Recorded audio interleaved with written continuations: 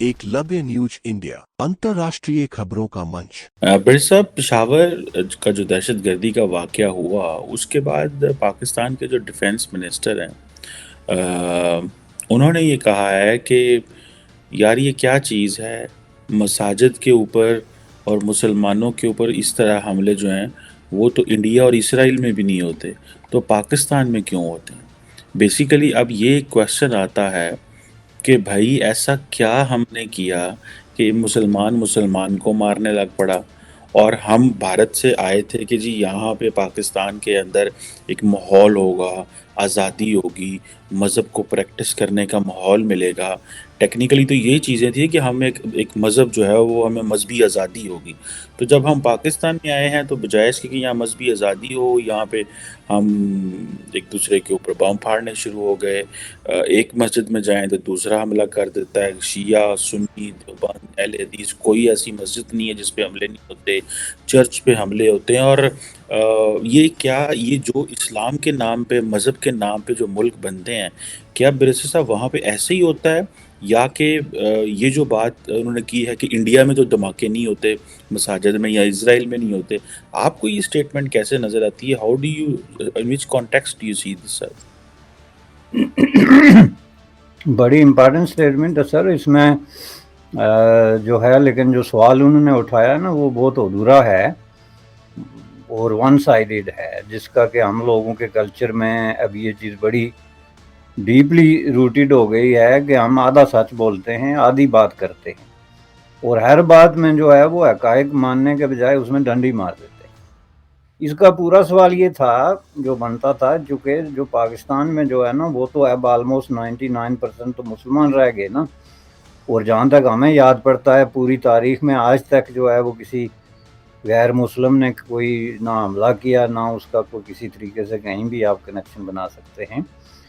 तो ये जो हमले होते रहे हैं पाकिस्तान में, बल्कि खून खराबा हुआ जी सबसे ज़्यादा, पूरी मैं समझता हूँ कि इस्लामी दुनिया में सबसे ज़्यादा जो खून खराबा हुआ मसाजिद के अंदर या आम बाज़ारों में, या ये मसाजिद भी कोई डिफरेंट बात नहीं है, चूँकि एक मुसलमान मुल्क के अंदर जिस कदर खून खराबा और बम फटे, खुदकशियाँ हुई, ये सारी चीज़ें ये दुनिया में और कहीं नहीं हुई। तो इसको अगर वो इस तरीके से पेश करते कि ये जो अच्छा मुसलमान है वो बुरे मुसलमान को मार रहा है, या बुरा मुसलमान अच्छे मुसलमान को, लड़ाई तो यही है। हिंदुओं के साथ तो आपने 1947 में तय किया था कि हम रह ही नहीं सकते। वो मुश्ताक अहमद यूसुफी के नाम से एक सेंटेंस मंसूब है, पता नहीं उन्होंने कहा या वैसे उनके सर किसी ने लगा दिया, कि कायद आज़म बहुत ज़बरदस्त किस्म के वकील थे। और इसकी एक बड़ी दलील ये है कि उन्होंने अपने दलाइल से साबित किया कि हिंदू और मुसलमान जो 800 साल से इकट्ठे रह रहे थे वो इकट्ठे नहीं रह सकते, और ये उन्होंने साबित करके तो पाकिस्तान बनाया। अब पता नहीं यूसुफी साहब ने ये कहा या नहीं कहा। तो ये जब आपने ये तय कर दिया कि हमारे कोई प्रॉब्लम्स जो हैं वो इस वजह से हैं कि यहाँ कोई डिफरेंट रिलीजियस कम्युनिटीज़ रहती हैं, तो इसलिए हम जा रहे हैं एक अपनी कम्युनिटी के अंदर जहाँ पे सिर्फ हम होंगे, तो वो फिर जाके हम के अंदर आपने जो तकसीम शुरू की वो इतनी बड़ी खौफनाक थी कि मैं आपको पूरे दावे से कहता हूँ कि अगर आप हिंदुस्तान के साथ होते, हिंदुस्तान तकसीम ना होता, तो हिंदू मुस्लिम जो भी अगर कोई कहीं किसी तरह की तफरका या कोई नफरत या कोई कॉन्फ्लिक्ट था भी, तो इतना नहीं बढ़ सकता था जितनी लाशों के आपने अंबार लगाए। क्योंकि इसकी मैं आपको मिसाल दे देता हूँ, एक तो मिनिस्टर की बात ही मान लें, दूसरी मैं दे देता हूँ कि कहाँ पे जो है वहाँ पे 22-23 करोड़, चलो 15-20 करोड़ ही मुसलमान कह लें, रह रहे हैं ना, 47 के बाद भी रह रहे हैं, मसलसल रह रहे हैं। तो कितने लोगों की उन्होंने खुदकशियाँ की, और कितने मसाजिद में खून बहा, और कितनी ज़ियारतों पे हमले किए।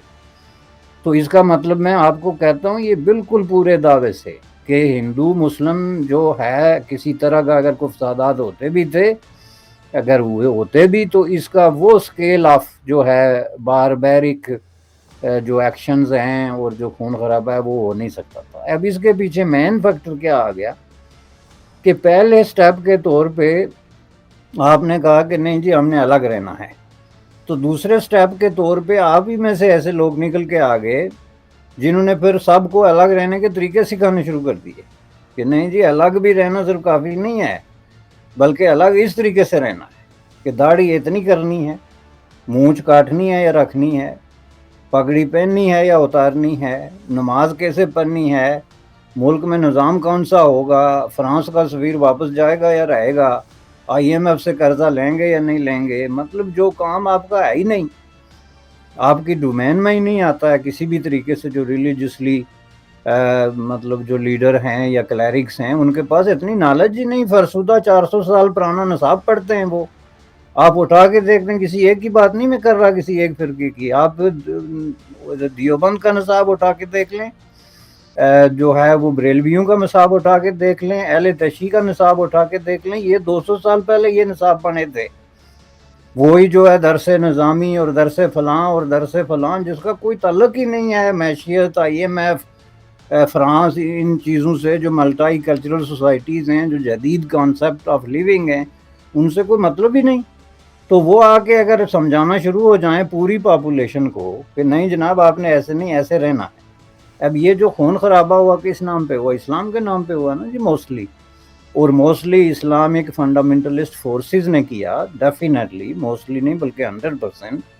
اور اس ایزمپشن پہ کیا کہ ہم یہ جہاد کر رہے ہیں. اور جہاد کس کے خلاف کر رہے ہیں؟ جہاد کا تو سٹارٹ ہی برائی سے ہوتا ہے، تو جس کا مطلب ہے آپ کا جو فیلو مسلم ہے، یا آپ کا جو فیلو سٹیزن ہے، یا آپ کا جو فیلو، آپ کی جو گورنمنٹ ہے، اس کے اسلامی ہونے یا اس کے مسلمان ہونے یا اس کے ایمان پہ جو ہے نا آپ نے سوال اٹھایا، تو تبھی آپ بندوق تان سکتے ہیں اس پہ. تو یہ چیزیں جو ہیں، اس کا ایک پہلو یہ تھا. دوسرا پہلو یہ تھا جناب کہ جب آپ نے تقسیم کی بات کی تو اس وقت بھی سارے لوگوں کا کوئی محض یہ عقیدہ نہیں تھا کہ ہم ہندو مسلمان اکٹھے نہیں رہ سکتے تو الگ ملک چاہیے. اس میں بھی ڈیفرنٹ قسم کے موٹیوز تھے. کچھ لوگوں کا موٹیو بزنس بھی تھا، کچھ لوگ یہ سمجھتے تھے کہ یہاں بہت بڑی جو ہے تعداد میں ہندو جو ہے وہ ویل ٹو ڈو ہیں، خوشحال ہیں، فارچونیٹ ہیں، تو ان کی موجودگی میں تو ہم ساری نہیں اٹھا سکتے، اس لیے ہمیں ایک الگ کونا چاہیے جس میں بیٹھ کے ہم اپنی بزنس کریں گے، اپنا تجارت کریں گے. یا کچھ لوگوں کا موٹیو یہ بھی تھا کہ یہ نکلیں گے تو ہم ان کی زمینوں پہ قابض ہوں گے، کچھ دکانوں پہ قابض ہوں گے، کچھ مکانوں پہ قابض ہوں گے، جو ہم نے دیکھا. کچھ کا موٹیو یہ بھی تھا کہ چلیں جی ہم یہ الگ ایک ٹکڑا زمین کا لے کے تو اس پہ صحیح اسلام نافذ کریں گے، جس کو آپ ایکسپیریمنٹ آف اسلام کے نام سے جو ہے کہتے ہیں کہ جی یہاں پہ اسلام کا ایک تجربہ ہوگا. تو یہ تو چیزیں تھیں، لیکن ان سب میں سے امپارٹنٹ چیز یہ تھی کہ اس میں فائنینشل مفادات بھی تھے. اس کو ایک روحانی تجربہ مت کہیں آپ کہ یہ صرف ایک روحانی تجربہ تھا، اس میں ڈیفینیٹلی فائنینشل مفادات تھے. تو یہ جو گروپ اس وقت پاکستان میں دہشت گردی میں ملوث ہیں اسلام کے نام پہ، ان کے فائنینشل مفادات ہیں. اب آپ یہ کہیں کہ تحریک طالبان پاکستان کوئی روحانی قوت ہے یا کسی طریقے سے کوئی جو ہے کسی نیکی کے لیے یا کسی طرح کے کسی اسلامی کاز کے لیے لڑ رہی ہے، تو یہ تو میں سمجھتا ہوں کہ دنیا کو بیوقوف بنانے والی بات ہے. وہ لوٹیروں کی طرح بندوق اٹھا کے ایکسٹارشن کل خود سابق پرائم منسٹر نے تسلیم کیا. اور اس پلیٹ فارم پہ کتنی دفعہ آپ نے اور ہم نے ہی ڈسکس کیا ہوگا کہ جون میں جو انہوں نے حوالہ دیا، ہم نے اپریل میں یہ کہا تھا اس بات پہ کہ وہ جو پختونخوا میں PTI کی حکومت کے وزراء سے اور ان کے لیڈروں سے جو ہے وہ ایکسٹارشن کر رہے ہیں، بھتہ وصول کر رہے ہیں. تو یہ بھتہ وصول کرنا کون سا اسلام ہے؟ اگر چلیں مان لیتے ہیں کہ کوئی جہادی ہے، پورے دیہاتوں پہ، ولیجز پہ قبضے کر دینا، لوگوں کو ٹیررائز کر کے ان سے پیسے مانگنا. خود پرائم منسٹر نے تسلیم کیا کہ خط آنے شروع ہو گئے تھے لوگوں کو، جو تاجر ہیں، انویسٹرز ہیں، دوسرا بزنس کمیونٹی ہے کہ اتنے پیسے بھیجو ورنہ اپنے سر کی خیر بناؤ. تو یہ تو باربیرک ایکشن جو ہے، یہ تو ہلاکو، چنگیز اور پتہ نہیں کون کون لوگ ہم نے ایسے نام کی وجہ سے بدنام کیے ہوئے ہیں. ہلاکو نے اتنے لوگ ہلاک نہیں کیے جتنے ہم لوگوں نے کر دیے ہیں اس دھرتی پہ. تو یہ جو ہے ایک فائنینشل ان کا مقصد ہے، جس کا مطلب ہے کہ یہ مفادات کی لڑائی ہے. اور پاکستانی عوام کی جو سادگی ہے، ان کے جو ڈیفرنٹ طریقوں سے لوٹا جا رہا ہے. پہلی بات تو یہ ہے کہ لیڈر لوٹ رہے ہیں ان کو مختلف نیریٹیوز دے کے، بیوروکریسی لوٹ رہی ہے، اسٹیبلشمنٹ لوٹ رہی ہے. تو اس کے بعد پھر اس طرح کے آرگنائز گروپس ہیں جو لوٹ رہے ہیں، مروا رہے ہیں، مار رہے ہیں. عام آدمی مرتا ہے بیچارہ. آپ نے کبھی سنا کوئی لیڈر، کوئی بڑا کئی سالوں میں ایک آدھ جو ہے وہ کہیں آگے آتا ہے، ورنہ تو عام آدمی کی لاشیں اٹھتی ہیں، بیچارے غریب موسٹلی جو ہے جن کے زندہ رہنے کا سامان نہیں جن کے پاس۔ ہمارے علاقے کے جو ہے وہ پاکستانی زیر انتظام کشمیر میں کہ بھی کوئی 8-10 لوگ اس پروسیس میں جا کے کوئی افغانستان میں کوئی ادھر ادھر یہ کام کرتے ہوئے جو ہے بیچارے مر گئے، اور ان کے گھروں میں اور ان کے محلوں میں اور علاقوں میں غربت کا یہ عالم ہے کہ بندے کو خوف آتا ہے۔ تو جناب یہ جو ہے یہ بنیادی طور پہ ایک اسالٹ ہے سوسائٹی پہ، تہذیب پہ، تمدن پہ اور ڈیموکریسی پہ اور ماڈرنزم پہ، کہ آپ کو جو ہے وہ ایک اسالٹ ہے، اس کو اسی طرح سمجھنا چاہیے، ورنہ یہ کنفیوژن پھیلتا ہے۔ تو برسے صاحب پھر بات تو وہی ہوگی کہ جو لوگ انڈیا سے آئے اس بات پہ کہ ہم وہ انڈینز تو کہتے ہوں گے آج بھائی تم نے کس چیز پہ یہ ملک بنایا تھا، اگر آج تم نے اسی طرح لڑنا جھگڑنا تھا اور مرنا تھا تو یہ تو وہ جو لوگ وہاں رہ گئے ان کا کیا پرسپیکٹیو ہوگا، وہ کیا سمجھ رہے ہیں اس بات میں کہ ہاں بھائی اگر اسلام کے نام پہ یا مذہب کے نام پہ ملک بنایا تو پھر یہ شکل بنتی ہے۔ تو یہ جو ساری ڈسکشن ہے کہ ایک طرف بنگلہ دیش ہم سے علیحدہ ہو گیا، اس پاکستان علیحدہ ہو گیا، جو ملک رہ گیا اس میں یا ڈکٹیٹر آتا ہے یا مذہب کے نام پہ یہ جہاد لڑا جاتا ہے یا سوسائٹی جو ہے اس میں قتل و غارت ہوتی ہے، یہ معاشرے ایسے تو نہیں ہوتے۔ تو یہ پھر یہ جو تصویر ان لوگوں کے لیے ہے جو انڈیا میں ہیں یا وہ مسلمان جو انڈیا میں رہ گئے ہیں ان کے لیے جو تصویر بنی ہے یہ کتنی خطرناک ہے پاکستان کے لیے اور پاکستان کی سروائیول اور امیج کے لیے۔ یہ تو نہیں ہے کہ آپ نے نیوکلیر ویپن بنا لیا، آپ نے عوام کا پیٹ کاٹ کے تو کچھ کر لیا تو آپ ایک اچھی ریاست بن گئے۔ اس کا مطلب یہ تو نہیں ہے، یا کہ پھر اس کو اب وہ لوگ کیسے دیکھ رہے ہیں، اور وہ لوگ تو کہیں شکر تو نہیں کر رہے کہ چنگا ہوا وکھرے ہو گئے نا۔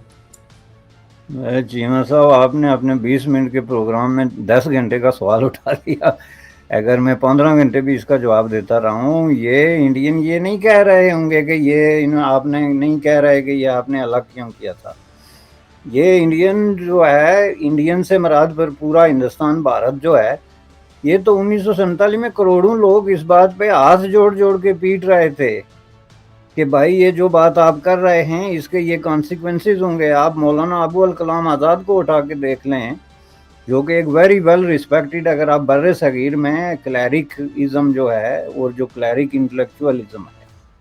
اس میں نظریات سے ہٹ کے کہ کون کانگریس میں ہے یا مسلم لیگ میں ہے یا جماعت اسلامی ہے، یہ الگ باتیں ہیں۔ یہ بڑے بڑے 8-10 جو جنہوں نے لانگ لاسٹنگ قسم کا ایفیکٹ چھوڑا ہے، جو ریلیجس جو ایک ٹریڈیشن ہے اس میں وہ ٹاپ کے آدمی ہیں، اگر آپ 2-4 لوگوں کو گنیں گے تو اس میں ان کا نام آئے گا۔ تو انہوں نے تو یہ ساری چیزیں بالکل کلیئرلی اس وقت بھی کہہ دی تھی کہ بھائی یہ معاملات ہیں، یہ بنیادی طور پہ جو بر صغیر تقسیم نہیں ہو رہا ہے، یہ بنیادی طور پہ مسلمان تقسیم ہو رہے ہیں،